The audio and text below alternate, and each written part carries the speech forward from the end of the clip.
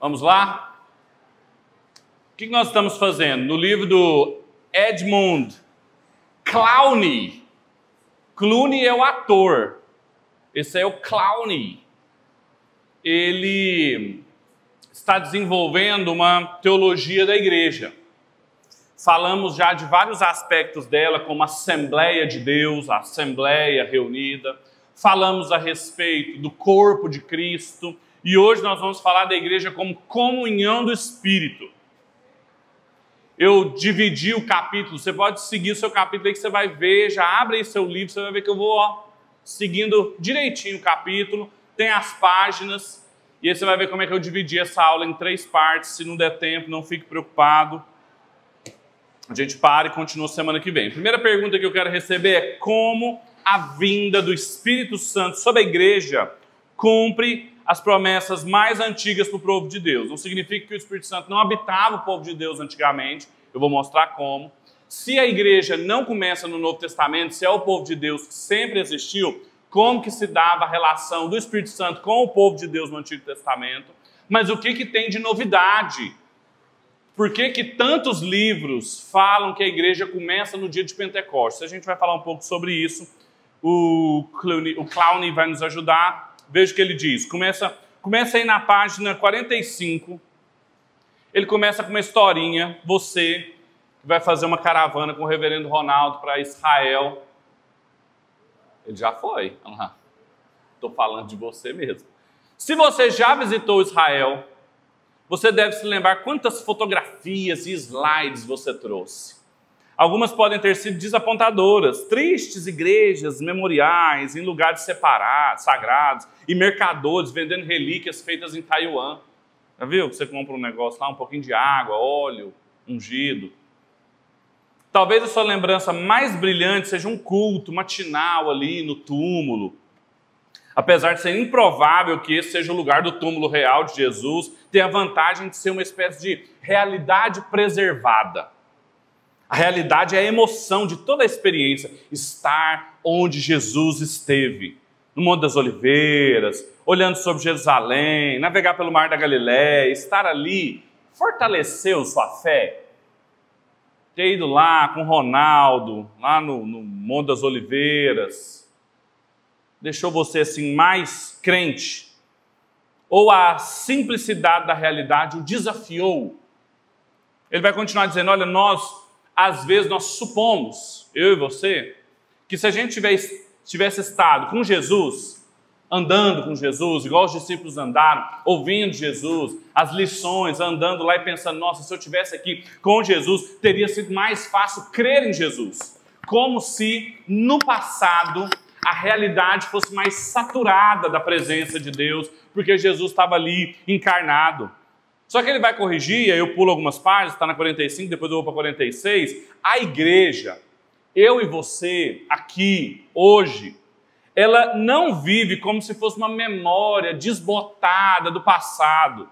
Não, o que aconteceu ali no século I é muito importante. O que aconteceu ali em Israel é muito importante. E o que acontece aqui é bom, legal, mas é calor. É bom, mas é grande demais esse culto. É bom, mas é cedo demais. Entendeu?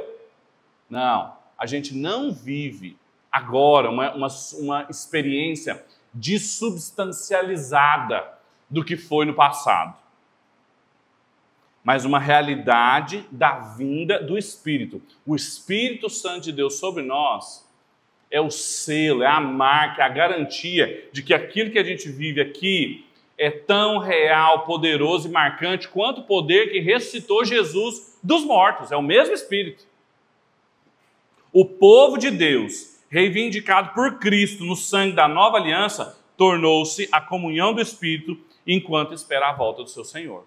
E isso marca, então, a dignidade profunda da minha e da sua experiência com a igreja.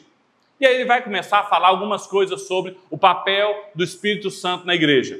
Porque geralmente a gente sabe o papel de Deus no culto, a gente sabe o papel de Cristo, mas a menos que a gente seja pentecostal ou tenha vindo do pentecostalismo, a gente não sabe muito localizar o Espírito Santo somente no culto presbiteriano. Será que ele está aqui?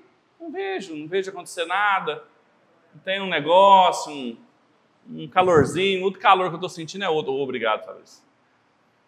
Cadê o Espírito Santo no culto? Qual é a teologia do Espírito Santo no culto? Bem, em seu Espírito, Deus vem para nos fazer seus e tornar-se nosso. Veja que é um movimento duplo. É por meio do Espírito que Deus habita em nós, como também quando Ele sela o nosso coração, nós somos propriedade dEle. Por um lado, Deus possui o seu povo, tanto individualmente como um corpo. Por outro lado, o povo de Deus possui o Senhor. E o Espírito, então, sela essa possessão mútua. Deus dá ao seu povo um direito sobre ele como sua herança, pois o Espírito é uma garantia e uma amostra da glória que está por vir, conforme Efésios capítulo 1, do 13, segunda parte até o 14. A gente ouve muito isso, principalmente no Novo Testamento, essa ideia do Espírito Santo como um selo. Já viu isso? Selo como uma garantia, não é esse selo que você coleciona no correio. Não, selo era aquela marca do sinete. Sabe que quando derretia uma substância e marcava, aquilo garantia a origem da correspondência, a autoridade da correspondência, a natureza da correspondência. E o Espírito Santo habitando em nós, a promessa desde o Antigo Testamento de que o Espírito Santo de Deus, uma das pessoas da Trindade, habitaria em vocês, tanto individualmente como corporativamente, é um sinal de que, é um selo de que, é uma marca de que Ele está cumprindo as suas promessas de ser o nosso Deus, de habitar no nosso meio, todas as coisas que Ele prometeu outrora. Lembram todas as passagens do Antigo e do Novo Testamento, onde a gente tem a Assembleia reunida, aquela reunião religiosa que eu falei para vocês, no Sinai, no Monte Carmelo, no novo templo de Salomão, no tabernáculo, onde as pessoas estão reunidas e Deus fala, olha, eu coloquei o meu nome neste lugar, se vocês me invocarem aqui neste lugar, eu ouvirei, atenderei a oração de vocês.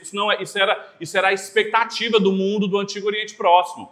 Era normal um povo conquistar uma terra e o último momento de grande estabilidade, de grande paz, era quando o povo conseguia erigir uma casa para Deus. E Deus então vai respondendo isso para Israel, mostrando como que isso se dá.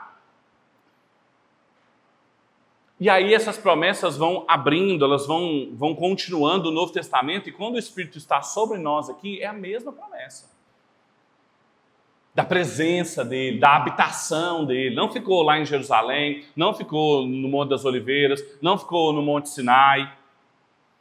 Se nós pensarmos no Espírito somente como possessão, tem um perigo aqui. A gente corre o risco de despersonalizá-lo. Tem dois perigos contemporâneos. Talvez o Edmund Clowney, ele não conhecia um livro chamado Bom Dia Espírito Santo.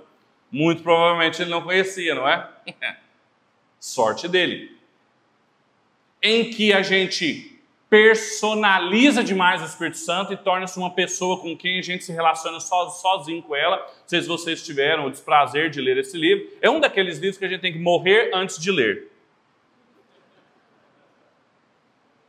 Eu sou doido para criar um canal no YouTube com esse nome, mas não pode. Daria um belo processo. Mas é um daqueles livros que a gente deve morrer antes de ler.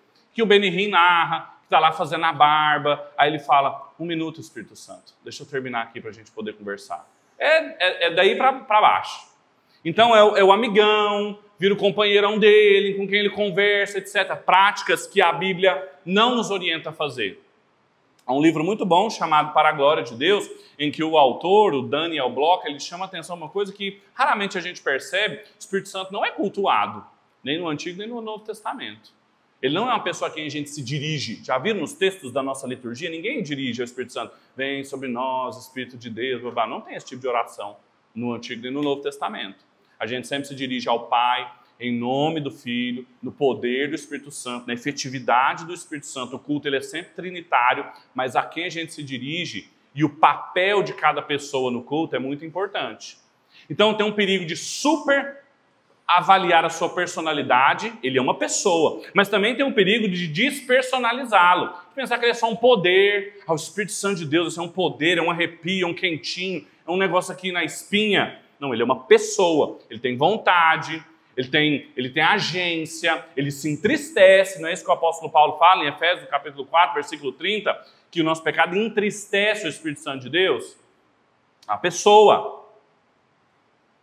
Nós perdemos de vista o seu senhorio se pensamos no Espírito somente como uma voltagem espiritual. Já viu? Que a gente liga e desliga, que a gente entra e sai da presença dele. Você já viu isso?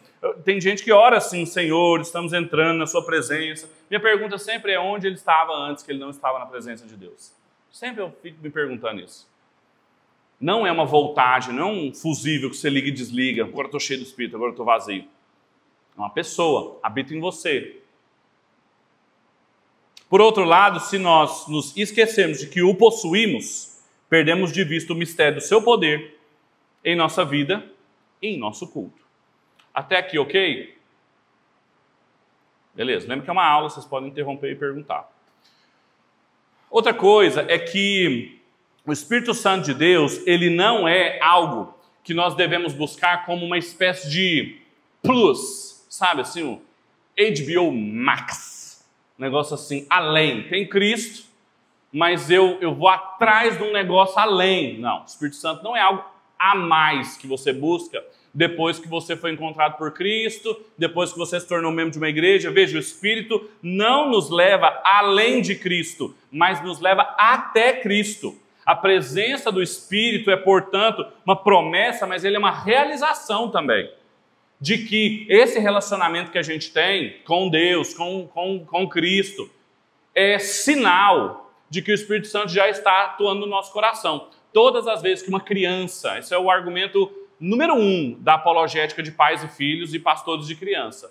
Todas as vezes que uma criança está em dúvida da sua salvação, da realidade de Deus, e ele está se perguntando, e a gente pergunta: mas por que você quer saber disso? Não, porque eu tenho medo, eu me interesso, eu gosto muito de Jesus. A gente já argumenta: bem, esse é um bom sinal de que o Espírito Santo já está trabalhando no seu coração, porque se não estivesse, você nem se preocuparia com isso. Ele fica te olhando assim, ó, não entendeu muito, mas ajuda no primeiro momento. Porque o Espírito Santo é quem traz os meios, as condições para que a gente possa ter o nosso relacionamento com Cristo. Então não é algo a mais. Eu tenho meu relacionamento com Cristo, agora eu vou buscar ser cheio do Espírito Santo. Não faz sentido isso. Não tem como ter relacionamento com Cristo, não tem como ter relação com Deus, não tem como entender, provar da sua palavra, dos seus dons, da sua comunhão sem o Espírito. Ele faz com que a igreja seja o povo de Deus, como os profetas pregaram, dando aos crentes um novo coração, uma nova aliança. Lembra que ele menciona Ezequiel 36, lembra do vale de ossos secos? A pergunta do profeta: como que você pode transformar, a verdade é uma condição, pode-se transformar um vale desse de ossos secos num exército? Gente morta há muito tempo. Pode, o Espírito Santo de Deus faz isso com a igreja, essas promessas do Antigo Testamento. Então o Espírito Santo não é um privilégio do Novo Testamento. O Espírito Santo, a aparição dele não vem assim no Novo Testamento, ele cria a igreja desde sempre. O que nos faz experimentar da vida prometida por Cristo é o Espírito. É a comunhão com o Espírito. Não tem como termos comunhão com Deus de verdade se não for na mediação do Espírito. Então tomem cuidado com os discursos assim, de uma segunda bênção, de um a mais que o Espírito Santo pode nos trazer. Não existe isso. A igreja é, portanto, o povo de Deus, a Assembleia de Cristo. Por quê? São as duas aulas que a gente já teve. Por quê? Porque ela é a comunhão do Espírito. Não tem como ser a Assembleia de Deus, não tem como estar reunido em nome dele sem termos comunhão com o Espírito. Não tem como sermos o corpo de Cristo sem termos comunhão com o Espírito. Então essa coisa de que uns são ungidos, outros não são, uns são e outros não são, né? Está errado. Eu posso só esperar pedir para trazer um microfone para você, para a gente te ouvir. Pode fazer pergunta, vocês têm que fazer pergunta, dá tempo de eu tomar água. Toquei, né? Toquei, não. Sentiu, né? Tino, tá aí? Sentiu. Nós viemos de lá, né, amiga? Nós sabemos aqui, ó, Afonso. Obrigado. uma dúvida que eu tenho, que é recorrente, é como saber se eu sou cheia do Espírito Santo? Porque existem muitas teologias que, né, dispersam um pouco de onde eu vim, né? O meu passado me condena. Então, assim, eu gostaria que o senhor me desse essa clareza, assim, de saber como ser cheio do Espírito Santo. Eu vou responder aqui agora, assim, colocar a manchete, e a argumentação você vai ver que a gente vai continuar sobre isso na aula, mas tem uma coisa que me chama a atenção uma vez. O apóstolo Paulo escreveu 3 cartas mais ou menos na mesma época. Efésios e Colossenses estavam juntas. E o capítulo 5 de Efésios, onde fala sobre ser cheio do Espírito, ele é estruturalmente, a estrutura, as metáforas e a argumentação é estruturalmente igual a Colossenses capítulo 3, onde ele fala as mesmas coisas de estar cheio da palavra. Cheio do Espírito, cheio da palavra. E quando ele fala lá em Efésios 5, enchei-vos do Espírito, falando em salmos, hinos, cânticos espirituais, em comunhão. Então não é um negócio assim, vem poder e me tira do sério e me deixa inconsciente quando eu volto assim, eu nem sei. Não, é cantando, falando e mantendo-se em comunhão. E aí depois ele vai argumentar da mesma maneira, o capítulo 3, versículo 17 fala, habite, da mesma maneira que seja cheio, habite o Espírito Santo em vocês, habite ricamente entre vocês a palavra de Deus. Entendeu? Então como é que a gente sabe que a gente está cheio do Espírito? É vivendo uma vida espiritual. O que é essa vida espiritual que o tempo todo o Novo Testamento qualifica como uma esperança espiritual, um amor espiritual, uma generosidade espiritual, uma série de coisas são qualificadas como espiritual. Movido, motivado pelo Espírito.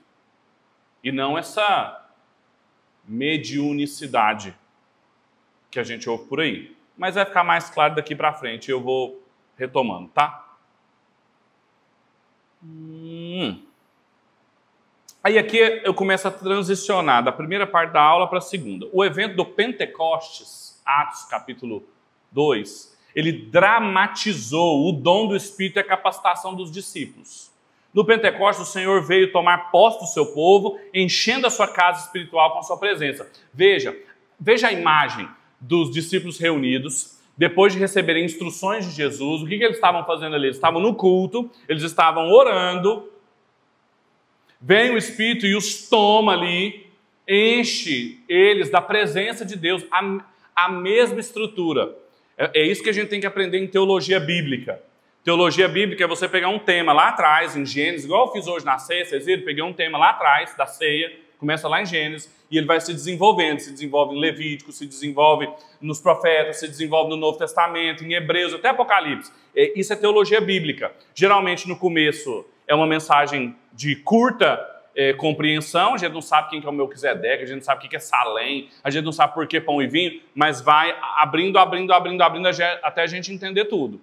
Mesma coisa com a igreja. O povo habitava com Deus lá no Éden, depois tabernaculou ali no tabernáculo com a orientação de Moisés, depois o templo.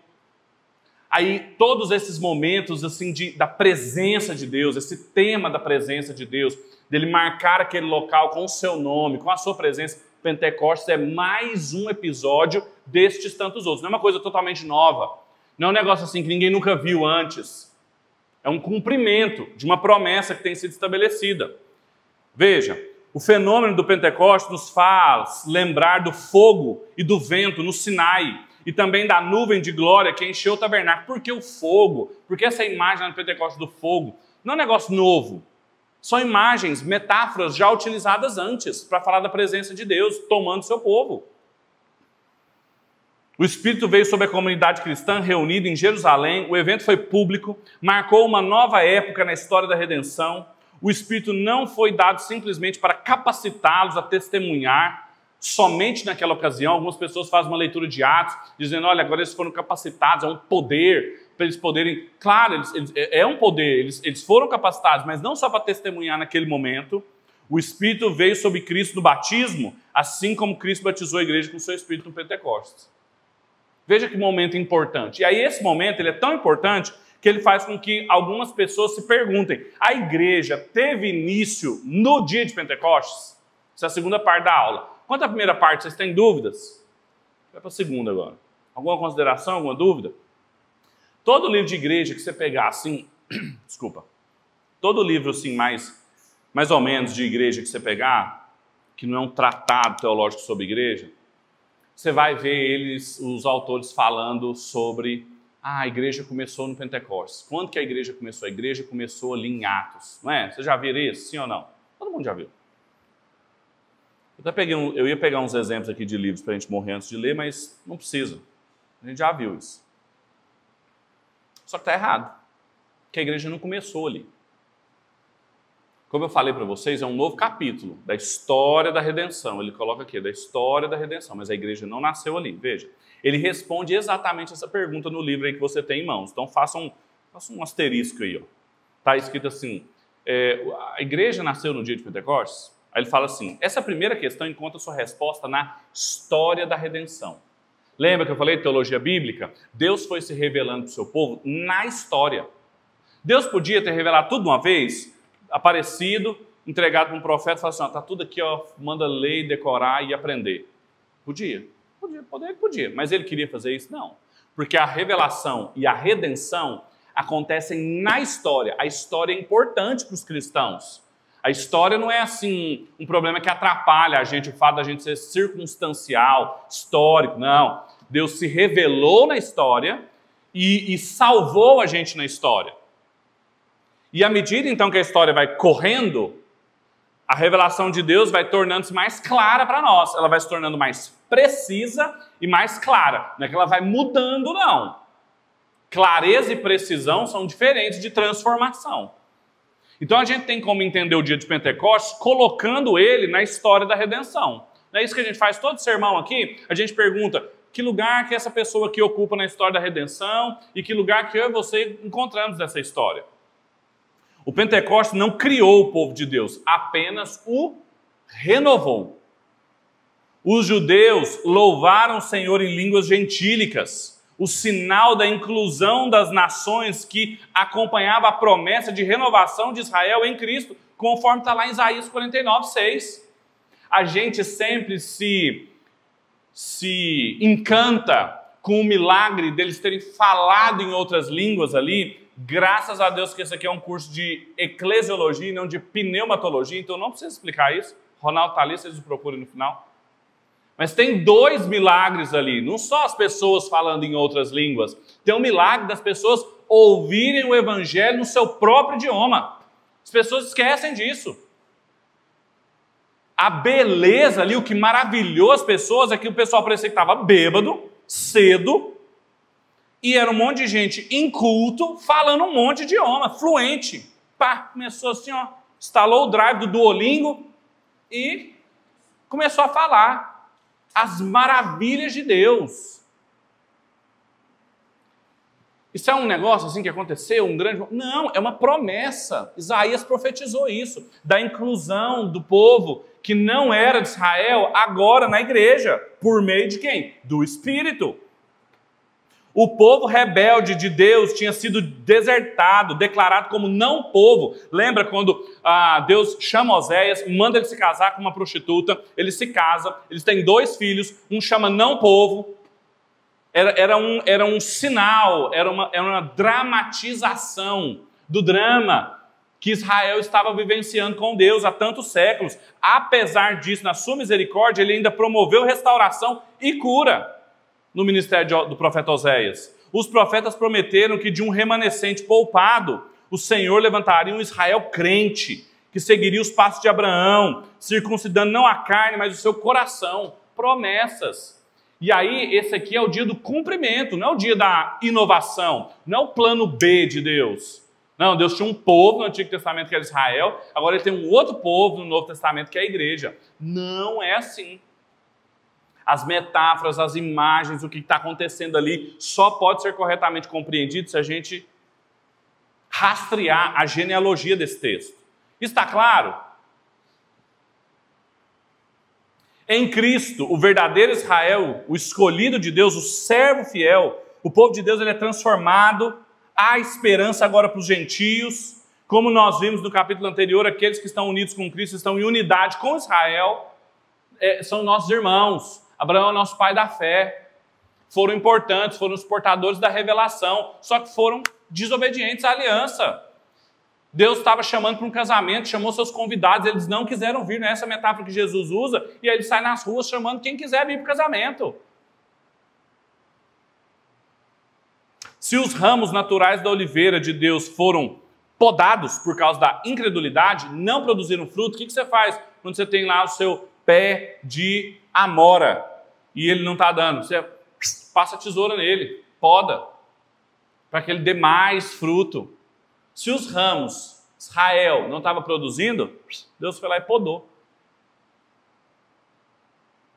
E colocou os ramos selvagens, o ramo bravo, que é chamado, que são gentios, enxertados pela fé em Cristo. Nós somos descendentes, não por sangue, não por questões étnicas. Eu vou fazer uma viagem a Jerusalém, fiz lá meu mapa genealógico lá, e eu vi que eu tenho assim 3% de descendência judaica. Pronto. Tô dentro do povo de Deus. Vou circuncidar os meninos agora, vou usar aquele negócio aqui. Não precisa. A gente tá junto pela obra de Cristo na comunhão do Espírito. O mesmo Espírito, o mesmo mediador. Eles não tinham outro mediador. Era Cristo. Isso está claro? Isso é muito importante. Isso é muito importante. Está claro? Vocês têm dúvidas? Agora, mas se uma pessoa passa a fazer parte do povo de Deus somente a ser unida com Cristo, como é que a gente pode dizer que são os santos do Antigo Testamento? Como é que esse povo era salvo? Como é que, Pedro, você pode me dizer que eles tinham o mesmo Redentor que a gente? É uma boa pergunta. Você nunca fez essa pergunta? Fala a verdade, você está lendo lá, aí você pensava, não, esse pessoal que era salvo pelas obras, tinha que andar obediente, aí todo mundo pecou, ninguém foi salvo no Antigo Testamento. Só Elias. Hoje Elias vai ser levado assim no carruagem de fogo. Só ele a gente tem certeza. Não. O Novo Testamento dá uma resposta clara. Os crentes do Antigo Testamento olhavam para frente, olhavam para o Messias, olhavam para a promessa. Virá um profeta maior do que eu, disse Moisés, disse Josué. Era o Redentor, um rei maior e melhor, de um trono eterno. Eles não sabiam exatamente. Lembra do que eu falei de clareza e precisão? Eles não tinham clareza e nem a precisão de dizer assim, não, esse Jesus aqui, filho da Maria e do José, aqui nessa cruz, pisou a cabeça da serpente. A clareza e a precisão a gente ganha, de fato, com a revelação progredindo. Mas o conteúdo eles já tinham. A esperança eles já tinham. Eles eram salvos nessa esperança. Eles não eram salvos nas obras deles. Eles confiavam nas promessas de Deus, mencionadas pelos profetas, que compreendiam um pouco melhor o quem e o quando da salvação vindoura da parte de Deus. 1 Pedro, capítulo 1, versículo 10 e 11 diz que os profetas profetizaram no Espírito de Cristo. Cristo está atuante no Antigo Testamento. Ele não apareceu no Novo, não. Isso é uma heresia. Às vezes a gente tem um olhar para a Escritura, que a gente nunca formalizou isso, mas é uma heresia. Já vou avisar antes que é uma heresia, senão eu falo, nossa, é mesmo, eu pensava assim, isso é heresia. Já foi condenada nos concílios anteriores. Chama monarquianismo, modalista. O que é isso? Vem de um mono, que é um Deus. É o Deus Pai no Antigo Testamento, aí vem depois o Filho aparece, e depois aparece o Espírito Santo, ou seja, de modos diferentes, mas é uma visão meio unitarista de Deus. Isso está errado.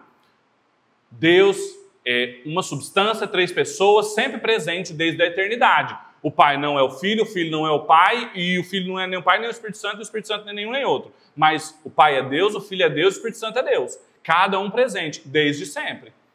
Não apareceu, nossa, apareceu um Deus novo aqui, Espírito Santo.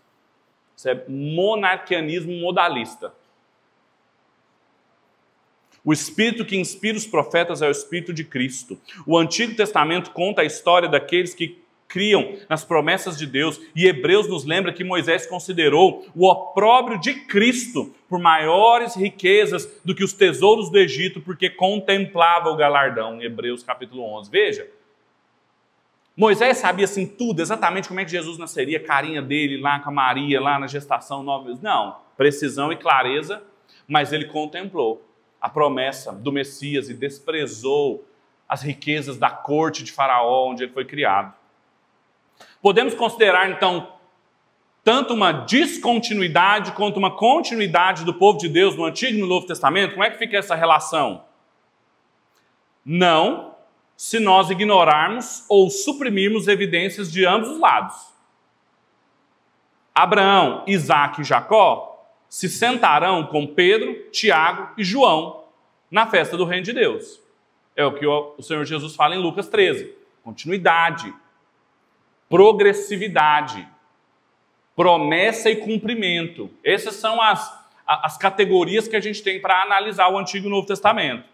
Apesar disso, a mudança trazida no Pentecostes foi tão grande que os escritores do Novo Testamento podiam ver todo o Antigo Testamento como uma grande preparação, embora os santos do Antigo Testamento esperassem em fé pela promessa, eles não a receberam. Está lá em Hebreus também, no capítulo 11. Deus proveu coisa superior a nosso respeito para que eles, sem nós, não fossem aperfeiçoados. Não tem como eles, no Antigo Testamento, sem o Novo Testamento. Tem como fazer essa leitura, um sem o outro. É muito perigoso essa coisa. Eu tinha um amigo que ele uma vez chegou em mim assim empolgado e falou, cara, descobri um negócio assim, agora é hebraico. Agora eu vou fazer hebraico, eu vou falar em hebraico, vou ler em hebraico, porque assim, tá tudo do Antigo Testamento. E esse negócio do Novo, assim, na verdade o Novo é sombra do Antigo. Inverteu. Numa busca de uma pureza espiritual e religiosa, inverteu. Movimentos neo-judaizantes. Há um teólogo brasileiro famoso, que o testemunho dele é público sobre isso, que é o Igor Miguel. Passou muito tempo com isso. E como é que foi a conversão dele?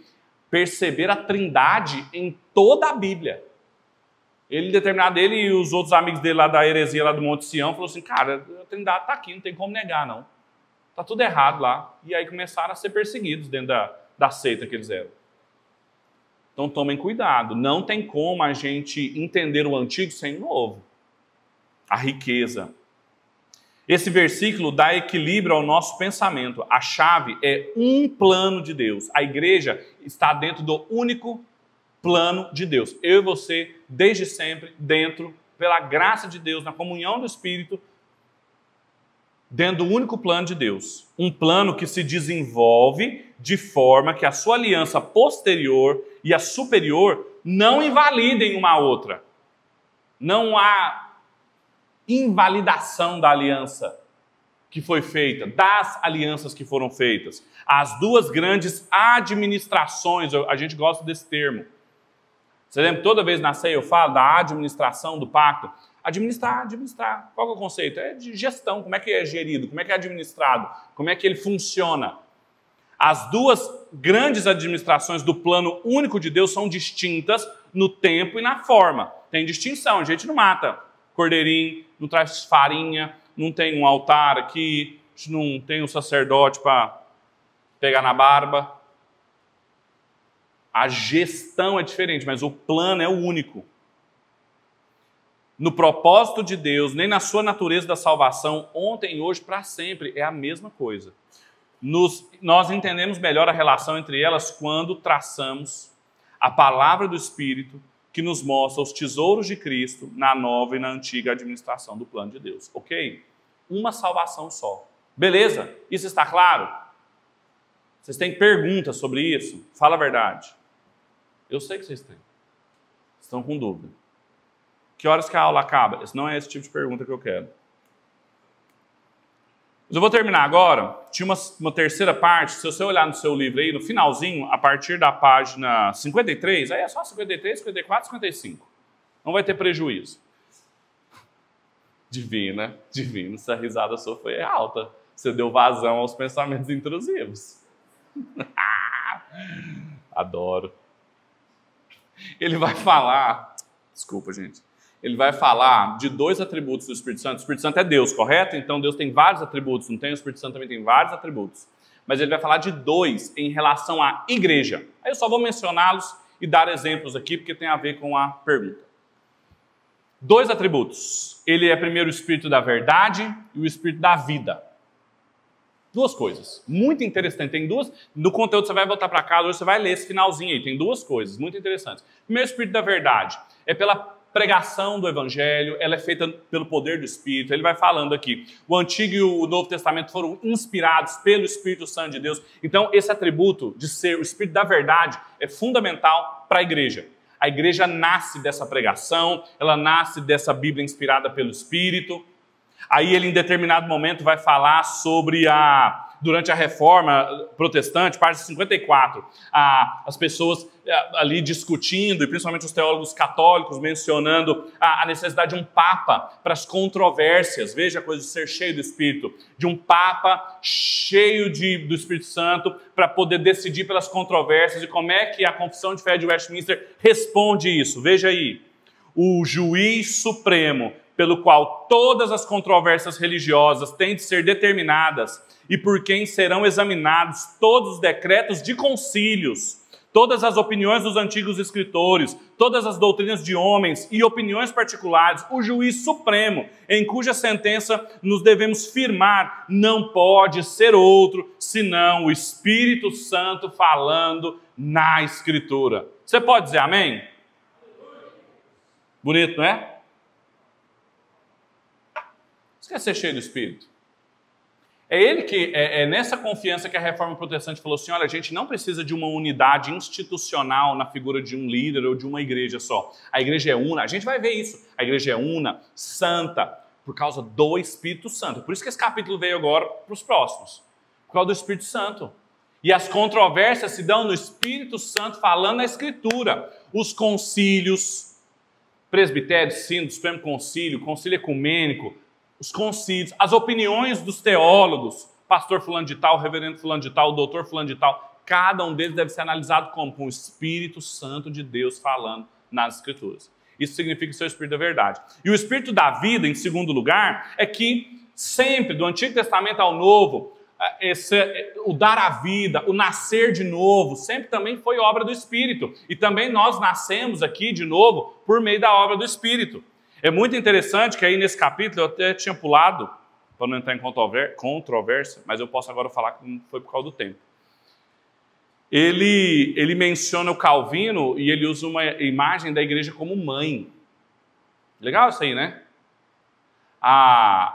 Não é incorreto a gente poder usar esse nome da igreja como mãe, porque é ali dentro que a gente nasce, que a gente é concebido, e aí ele cita o Calvino sustentando, está aí no livro, sustentando de novo essa porção de como que o Espírito Santo nos dá vida. A gente nasce de novo pela regeneração do Espírito. Então, na igreja, dos atributos fundamentais, uma igreja cheia do Espírito, uma igreja na presença do Espírito, não é a igreja que perde a consciência, que roda e que cai, e que chora, e que engatinha igual um leão e ruge. Não é isso. A igreja cheia do Espírito é do Espírito da verdade, em que a palavra de Deus é pregada, a voz dele é ouvida, em que os concílios dos doutores e as pessoas são analisados. É onde tem vida as pessoas, os gentios, gente de muito distante, inimigos de Deus, são colocados aqui dentro. É isso que é uma igreja cheia do Espírito.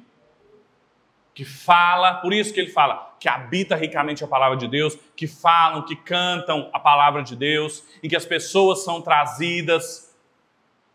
É isso que é experimentar o poder de Deus, a presença de Deus, a comunhão do Espírito. É isso que significa ser a igreja pentecostal, porque foi isso que aconteceu lá no Pentecostes, para pegar a raiz do nome, não o movimento histórico contemporâneo do século XX. É isso. Ouvirmos as maravilhas de Deus no nosso próprio idioma, o Evangelho chegar a nós, sermos acrescidos ao povo de Deus, nós que não éramos povo, mas agora somos o povo de Deus. Isso é uma igreja cheia do Espírito, isso é uma vida cheia do Espírito. Amém? Se vocês tiverem perguntas, o reverendo Ronaldo está ali, ansioso para respondê-las, todas elas, e principalmente da igreja como mãe. Vamos orar. Vou pedir para o presbítero Nivaldo fazer uma oração por nós. O microfone vai chegar aí para o presbítero. Senhor, nós somos gratos por tua bondade conosco em vir até nós, nos conceder, ó Deus, a graça de recebermos teu Espírito, recebermos a graça de ele habitar em nós, podermos desfrutar do teu consolo, do teu conforto que o Senhor proveu para nós na eternidade. Obrigado porque cada dia o Senhor nos enche, nos edifica e nos faz mais ansiosos, ó Deus, para estarmos contigo, desfrutando, ó Deus, da tua presença. E aqui nós já desfrutamos, ó Deus, mas somos assolados pelos nossos pecados, pela nossa natureza. Ó Deus, que o Senhor esteja, através do teu Santo Espírito, nos consolando, nos confortando, para que nós possamos aguardar, Deus, onde possamos estar contigo, já descansados e confortados. Nós oramos em nome de Jesus. Amém.